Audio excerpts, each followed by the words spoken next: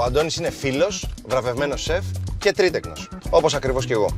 Σε πολύ λίγο φεύγουμε μαζί για το νησί. Πάμε να δούμε αν είναι έτοιμος.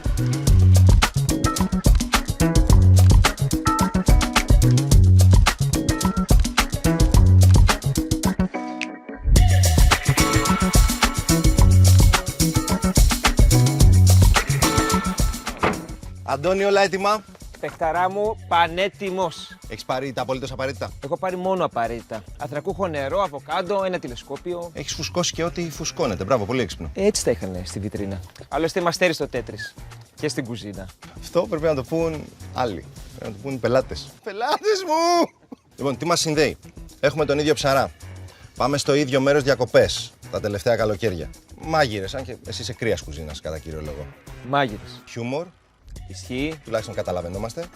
Και τρίτεκνη. Τρίτεκνη, αν και εσείς πλέον είστε πολύτεκνοι. Η αλήθεια είναι ότι νιώθω πολύτεκνος, δεν ξέρω αν πληρώ τις προϋποθέσεις, αλλά με την αύξηση του σκύλου, του μπαλού, εδώ και 4 μήνες, νιώθω πολύτεκνος. Λοιπόν, νομίζω τα έχουμε πάρει όλα, δεν έχουμε ξεχάσει κάτι.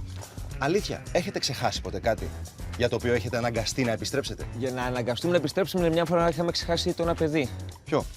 Το τρίτο που είναι και το αγαπημένο μου. Εμένα είναι το πρώτο. Εμένα το τρίτο και από εσένα το αγαπημένο μου. Όχι, λέω εμένα το πρώτο είναι το δικό μου. Ναι, το τρίτο δικό σου. Λοιπόν, τέλος πάντων, πάμε. Πάμε. Να σε πετάξω κάπου. Χρειάζεται.